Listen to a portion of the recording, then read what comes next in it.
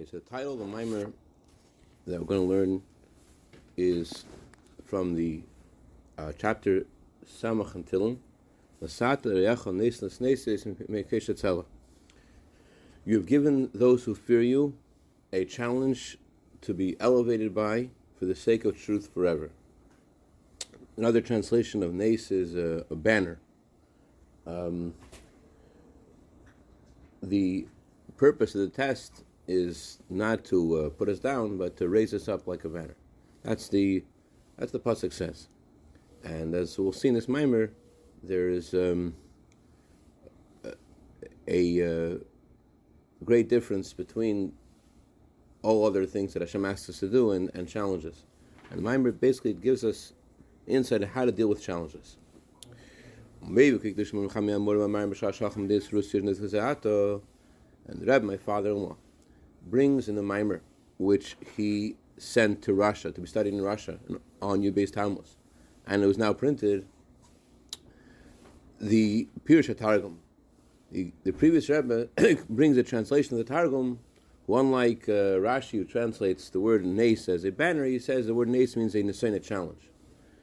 The Rebbe emphasizes that it was sent to Russia, because this also gives us insight to the context of the Maimer. The Maimer was sent to the challenges Eden had in Russia to contend with their challenges. But as we'll see, all challenges have something in common, and that is that you're not supposed to work with a challenge. You're supposed to work within yourself. So what does the Targum say about this pasuk? You've given those who fear you a challenge to prove themselves, to be lifted up by.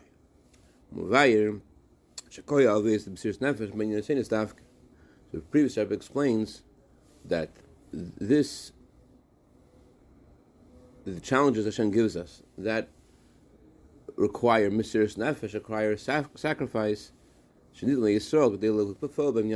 These challenges cause Jewish people to be elevated by them. The challenges themselves lift them up. There's actually another medrash on the pasuk Hashem Tzadik Yivchan. God tests a tzaddik. The medrash gives three opinions about the purpose of a challenge. The medrash gives three analogies. One analogy is of a glass blower, that when the glass blower wants to test the glass to see if it's able to handle if the glass is strong enough, he hits the glass with a hammer, and you can tell which cups are worked, which ones didn't. Another analogy, another opinion in the Medrash, purpose of a challenge is analogous to a ox that plows a field, that you give the ox that can handle the field, you give him that burden. And the third analogy is of flax that specifically by the flax being beaten, can the flax become the material that you want it to become. So these three analogies. Like an example of the ox. The ox is given a what was the lashon of the Medrash? I think the Medrash says that the ox is given a field to plow based upon the strength of the ox. Not correctly. Based on the strength of the ox is given a field to plow. And the third analogy is that of the flax is beaten in order for the flax to be the material it needs to be. So maybe the ox is given the burden it can handle. I think the ox is given the burden it can handle. Maybe it's not about a field. I don't remember. So the purpose of the three analogies is to tell us about, there are three opinions about why Hashem gives us tests. One opinion is the purpose of a test is so we can demonstrate to ourselves what we're able to do. So like the glass blower, you test it with a hammer, and you see which one has the strength to handle the hammer. Another purpose of a test is for the purpose of the benefit that the test will have for the world. The person, the ox, carries a burden. It's able to handle something, able to do something with the challenges, with the burden that it's given. And the third idea of a test is that the challenge itself molds the person to become something else. Just like an analogy of the flax, it's not that the like in the analogy of the glass, where the glass is already as hard as it is, and the hammer just tests it. But in the analogy of the flax, by the flax being beaten, it becomes something else. It becomes a different kind of material. So in this Maimer, we're going to see more about the third idea, how the challenge itself is not only for how the challenge will bring you to be able to have an impact in the world, what you have to do with the burden that Hashem gives you based upon your capabilities, but also how the challenge itself lifts you to a different place. This is how this gullus is different than the previous exiles. How so? You know, you have the Maimer? I posted the Maimer? No. I posted now. This gullus is different than all the gullus from before it, in the fact that there are many tests. And the truth is that the fact that Hashem gives us these challenges, that itself tells us that we have the ability to overcome the challenges. Like the Gemara says that Hashem doesn't play tricks with his creatures. So if Hashem is giving us a challenge, that means we're able to handle it. I'm sorry to harp on these analogies, but the first analogy, the glass blower, doesn't seem like a great analogy, because there's the possibility that the hammer is going to shatter the glass. It's not strong enough. Whereas the third analogy is perfect, because the more you beat it, the more it becomes something beautiful. The glass blower is indeed testing to see which glasses are worked out, which glasses are the way they're meant to be. And so, unlike the glass blower, Hashem gives us challenges, only challenges we can handle. But the glass blower doesn't know, and indeed some glasses break. And just because Hashem gives the challenges that we're able to handle, Chas v'shalom, a person doesn't pass a test, then you get broken by the test. Chas v'shalom. But the challenge that Hashem gives a person reveals in the person his own strength. That's the first analogy says. It reveals your strength. But in the third analogy, it doesn't just reveal your strength. It lifts you up. It creates the strength. Like we learned in the Maamar, the previous Rebbe, that this Maamar is based on, that the challenge that Hashem gives you forces you to discover, it reveals new strength that you didn't know about you had before. It's not just that it just demonstrates you had the strength the whole time. It brings... there are latent strengths that Hashem that we have, right? That's true. And the challenge, like you test a child in mathematics. So the child is able to demonstrate to himself, I did know this material. Fine. But the child knew the material before. So there are some kinds of challenges or some kinds of things that are in our lives that we didn't know we could have done. And only once we did them do we know we could do them. And in the third analogy emphasizes that there's a metamorphosis that's happening in you when you go through the challenge. There's something totally different that you have inside you that's not there. It's not on the surface. And the challenge itself creates that. The challenge itself creates this metamorphosis. So the fact that Hashem gives us challenges, that itself is a sign that every Jew has a power to overcome these challenges. And that's the advantage that this Golus has that we did not have while we were in Mitzrayim. This is the advantage that we have now that we did not have in the exile Mitzrayim, which Mitzrayim is the source of all exiles, because Mitzrayim that in Mitzrayim, when Moshe Rabbeinu came to tell them that the time for the redemption has come, the challenges didn't lift them up. Moshe Rabbeinu's words, as Rashi said, didn't accept his comforting words. They weren't comforted by Moshe's words. They rejected them. So the challenges that they had at that point broke them. They disturbed them. That's what happened in Mitzrayim. In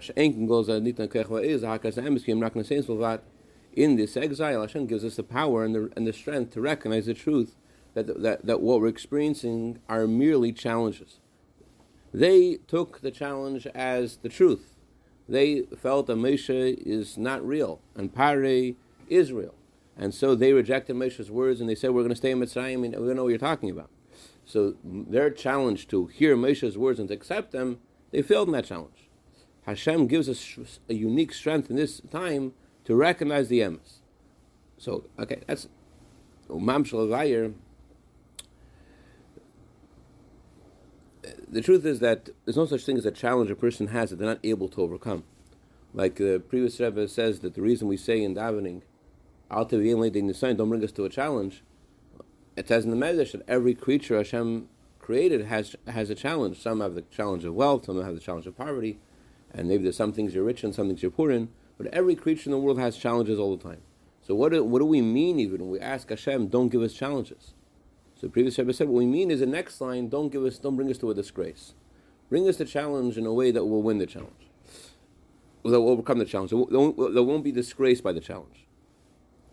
The truth is that even Parei himself, when Hashem told Moshe to warn Parei to let the Jewish people leave, or he's going to have a plague, and we all know that Torah says Hashem hardened his heart, Rashi learns, and the Rebbe emphasizes that it wasn't that Parei's heart was hardened in a way that he was a robot. He had the free choice to make the right decision, even after Hashem hardened his heart. It was a lot more difficult for him, because Hashem hardened his heart, but it wasn't impossible. And otherwise, Rashi wouldn't have said v'hisra, go warn Parei. The fact that Hashem told Moshe go warn him means Parei had the full volition to do the right thing. So certainly the Jewish people in Mitzrayim also were able to overcome their challenge. However, there is a unique strength that Hashem gives us in this time of exile to overcome challenges that wasn't given before, because that's the role of our presence in this exile.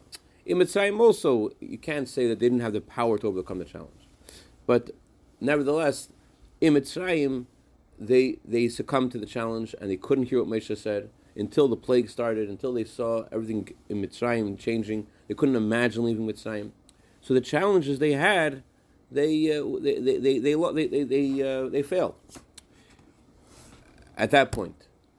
In this exile, since that's the role of our generation, so we're not like in the state of where Hashem is hardening our hearts like Parei, and Hashem makes it excruciatingly difficult to overcome the challenge. The challenges attack hard challenges, as we'll see, but it's not. But Hashem gives us unique strength because that's our role right now to overcome these challenges.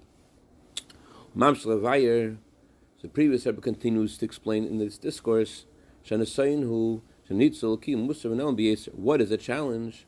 A challenge means that there's a godly spark in something, and that godly spark is completely concealed. There is a exceedingly great, there's a really great darkness in the experience, and the godly spark is very hidden.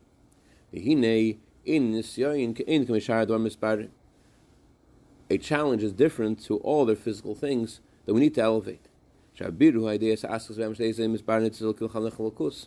All the physical things in our life, there's a godly spark there, and we have to extract the godly spark and bring the godly spark back to its source. So let's say, for example, like we learned yesterday, you have a random example. You have a hamburger, and you want to bring this godly spark in the hamburger to godliness. You eat it for the sake of Hashem. You say a bracha before, and that's how you bring the godly spark there. You ignore the geschmack, ignore the physical pleasure, which is just a waste of time and will bring you down. Instead, you want to you focus on what it really is. What is it really? It's shahakal miyam. It's something which can animate your service of Hashem. So you're able to sift through the experience and focus on the emes, focus on the truth. That's birur. Birur means to separate. You're able to separate the inside from the outside. You're able to focus on the inner meaning of it instead of the external facade. That's birur. Birur means to look for the good in something. However, a challenge is different. The way to deal with the challenge is not by working with the thing that you're being challenged by. Rather, you're supposed to work your effort. The playing field is not in the item, how much you're engaged with it for the sake of heaven. In the challenge, your engagement is within yourself. And the Soinim said, the challenge isn't a thing. Rather, there's something which is posing, which has been angled as something which is concealing godliness for you and is preventing you from doing the right thing. The challenge isn't a thing; it's just what it impacts you in a certain way. It's not that the thing itself is different. There's two people going through exactly the same experience, and both of them have exactly the same physical properties in their bodies and their animal soul, etc. But for one of them, this is an impossible situation. Adam and Chava, the tree of knowledge. There's these look at the fruit, and what does the Torah say? The fruit looks so enticing, and they want it, and they have to have this fruit. So, which part of the story is the challenge? The fruit is the fruit. Hashem made the fruit. Their desire for the fruit is also a physical phenomena, or deeper, whatever, psychological. But the part that's challenging is we have to have this fruit. We have to have the fruit of the tree of knowledge. That's not a thing. That's just something that Hashem is erected in their hearts and minds to disturb them, to prevent them from making the right decision. That's not. Where is that thing? Where is the challenge? Challenge is in their hearts and minds. It's not in the fruit, and it's not in their body. It's in their imagination. It's not it was Zeis, and therefore, since the whole existence of the challenge is in the person's heart and mind, but it's not something which is in the physical reality, therefore the whole involvement, the person, the whole effort, the whole approach that you have in dealing with the challenge is within yourself. Next page, to arouse the power of your very core, of your very essence. Until you're able to overcome all obstacles and all things holding you back. Until this point, this is based on what the previous Rebbe says in the beginning of the Maamer, very briefly. So your role is not to find the godly spark.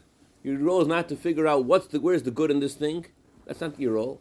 Your role is to arouse your inner strength in yourself, that you say to yourself, I'm not letting go of Hashem's hand. I'm not letting go of my devotion to Hashem. I'm not going to succumb. I'm holding on to Hashem. Like the language of the Alter Rebbe, a Jew does not want and cannot separate himself from Hashem. You're arousing in yourself this feeling, I do not want to be separate from Hashem. That's the koyach ha'atzmi. You're thinking about who you are, and as a Jew, and I don't want to let go of Hashem's hand. That's your focus when encountering a challenge. Not bitter, not looking for the good in the experience. You're just trying to look for the good in yourself, trying to look for that inner resolve that you have within you. I can't separate myself from Hashem until you overcome these challenges, and then you discover, like Avram Avinu, that there wasn't something there that was really holding you back. Avram Avinu going to the Akedah, the Satan puts out this raging river they cannot cross to get to the mountain that Hashem told him to go to. As soon as Avram Avinu jumps in the river disappears. It wasn't like Nachshman and Nadav, where there was a river there and Hashem split the river. The river disappears. So, in our lives also, the meaning of the idea of the challenge is the impossibility of things working out, the impossibility of making the right decision. So, in order to counter that, you're not going to counter that with your heart and your mind. In the hamburger, use your heart and mind to find the good in the hamburger. But in the challenge, you only see black, you only see darkness. You can't see anything good. You're totally in the dark. So how do you find the strength to overcome the challenge? It's not by looking and seeing the outside. It's by looking in yourself and saying, I'm not letting go. He knew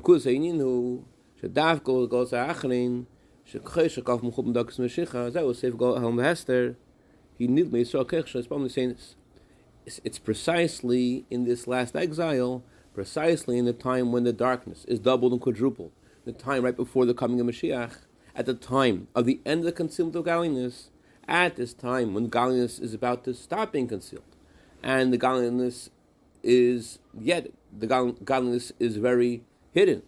So at this time when the curtains are about to part, so Hashem gives the Jewish people special strength not to be seduced by the challenges, not to be affected by the challenges. How are we not affected by the challenges? This is by arousing the power of our essence, which is the strength of our essence, and the bittul of our essence. As we learned yesterday, that these two strengths are connected to each other. Bittul, which means to submit yourself to Hashem, and toikef, which means power to do the right thing, are connected to each other. Submission and strength are symbiotic. The more you submit yourself to Hashem and you say, I'm not letting go, the more power you have. And the greatest power that each of us possesses is our ability to submit ourselves to Hashem. There's no greater force we have. That's the deepest force within us. The bittul atzmi, devotion we have to Hashem. So this ability to submit ourselves to Hashem, which produces this great strength that we're not going to let go, that we're able to overcome the challenge, that's what the focus of our generation is in dealing with challenges. This inner resolve, I'm not letting go. I'm devoting myself to Hashem. This is who I am. That inner resolve is what lifts us up, because that's a much higher kind of force that we naturally usually experience. Usually we only experience things which are lower, the lower parts of ourselves, our mind, our heart. Those are the usual things we need the usual tools we need to deal with what Hashem sends our way. But when you have a challenge, you're forced to resort to expressing your deepest core. And that's why challenge lifts you up, because it's precisely by the challenge that you are that you must summon that inner resolve, that inner strength. And that's why the pasuk says Hashem gives those who fear Him a test to be lifted up by. It's precisely the challenge that unearths the inner resolve and power of the essence of the neshama. And automatically, once that resolve is there, the challenge disappears as if it never was, as if there was no great obstacle.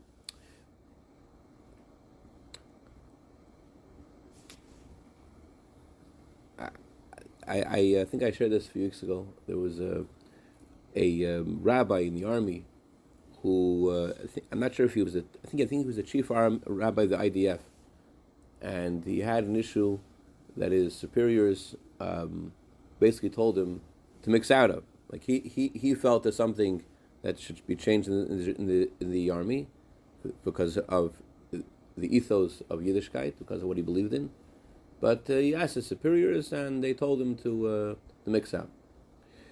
So he asked the Rebbe in an audience, is that the right way of doing things? Should he indeed mix out? Because he feels like he won't be effective anyways. And so I wish I had the words of the Rebbe in front of me, but something to the effect of, when you're in a storm at sea, so it seems like the whole world is like the waves, and you're in that storm and you're totally enveloped by the experience, and all of a sudden the sun comes out. Eventually the sun comes out. So Rebbe is basically saying to him, hold on to your guns, and the thing that you're thinking that is impossible to overcome, just hold on, you'll see it's all not a big deal. And so he maintained his position, and he was like thinking like, what's going to happen, what's going to be the repercussions, and everything just worked out naturally, as if it never was, as if the sun came out, there was a storm, and then the sun comes out. That's how Avraham Avinu must have felt after he walked into the water, and the water is not there anymore. So in a similar way, when we overcome the challenge, we look at ourselves like, what was really the challenge? What was so hard? the Gemara talks about this. The Gemara says that when Mashiach comes, we'll look at the Yetzer Hara. Some will look at the Yetzer Hara like a mountain and say, wow, how did I possibly climb that mountain? Others will look at the Yetzer Hara, what was the big deal? I think in the experience of overcoming a challenge, when you get to the other side, you're wondering, like, what was I thinking? I saw a letter of the Rebbe to someone. I don't want to misquote it again, but I think that the Rebbe said was, at least the residue left in my brain was, the guy, the Rebbe told this person that he's going to have blessings and it's going to work out until he'll be able to do tshuva and basically be embarrassed by the fact that he didn't have a munah until that point. Hashem should bless you, the Rebbe says, and that you should wonder about yourself. How did I not trust Hashem? Okay, so that's the first section of the Maamer. The next section of the Maamer, that was going to unpack what we just learned and show how there's actually three components of what we discussed. In everything that Hashem sends our way, there are three components. Whether it's birurim, whether our role is to find the good and to ignore the external part of something, in birur, or Hashem sends us a challenge in either of these circumstances. There are three components. There is the thing in which you need to, the circumstances in which you're in. Then there is the Jew who has his job. And there is the approach that you have to deal with either the thing that needs to be refined or the thing in which you're being challenged by. And in each of these three components, there's a difference between birurim, the difference between refinement, finding the sparks, finding the good, and challenges. All right, that's basically what we want to get to today. Any questions? No questions. Chaim Peretz, no comments. All right. Okay, I'm okay. You're right. No challenges will bother you today. No challenges that we can't face. All right. And surmount. All right. Have a great day, Jonathan. Shavkas See you later. My wife is very happy to hear me say that. I don't know. I tried to send you something. I got it.